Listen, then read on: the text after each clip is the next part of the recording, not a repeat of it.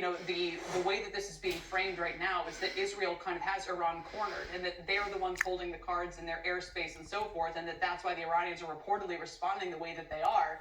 Do you, like Trita, kind of disagree with that assessment? Well, I think the key question to start with is, did Israel have a legal basis for resorting to force against Iran? And under international law, there are only two bases on which one can resort to force, to resort to military action.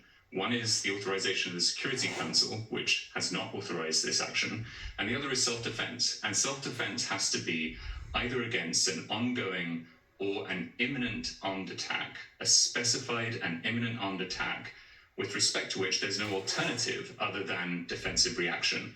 And even on Israel's own account, the action in this case does not meet that defensive imperative, because it is about precluding Iran's capability vis-a-vis a possible future attack, as opposed to Tom, addressing the IAEA's report, which was just a day or so before this campaign was launched, indicated that Iran was on the path towards achieving these weapons. And there seems to be international consensus that now you have people saying, yeah, probably 2026 could be realistic for that. Why does that not pose an imminent threat to Israel? 2026 is not an imminent threat. As Trita mentioned, there were ongoing negotiations. There was a previous deal, the JCPOA, which had been working before the United States withdrew. But even in the current context, there were negotiations ongoing. There were supposed to be discussions on Sunday. That is an alternative mechanism through which to preclude the development of a nuclear weapon, and therefore does not justify the resort to force on defensive grounds. Defensive force is where there is no alternative. There was an alternative. That alternative was obliterated by this attack. And so there is no legal basis for resorting to defensive force in this particular context. 2026 is not an imminent threat. Right, but as I understand it, I'm no nuclear expert, but when they achieve certain milestones, they're, well along the path of obtaining these weapons. Iran is. So did Israel see a moment to strike in this window of opportunity before some of those milestones were hit? And I guess back when they struck Iraq a couple of decades ago, the international consensus was similarly against that. I think Reagan was against it, and then ultimately came around. Same for some, I believe their strike on Syria, similar story. Ultimately, the international community came around, and those strikes have now resulted, again, in taking out areas that otherwise would pose probably a pretty imminent threat to them. So, are we quibbling around the calendar timing here? No, the question is there an alternative mechanism through which to address a threat? And is the threat real and imminent, or is it prospective and possible, perceived?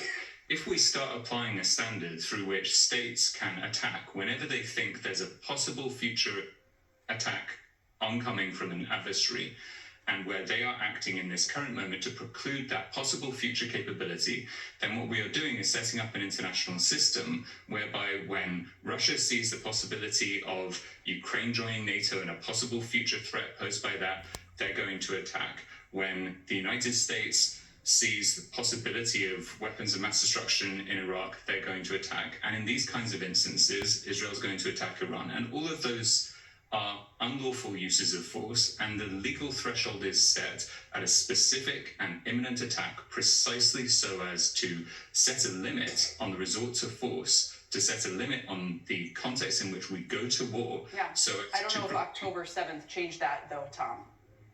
It didn't change vis-a-vis this specific issue that we're discussing right now. October 7th was an attack by Hamas. It resulted in an authorization. Is Hamas funded by Iran? Funding doesn't generate a right of defensive force regarding this particular situation in this moment. Israel is not claiming in this moment that it is responding with a defensive imperative necessity vis-a-vis the Hamas attacks in its engagement in Iran right now. It's claiming that it is doing so with a view to precluding a future capability. Understood.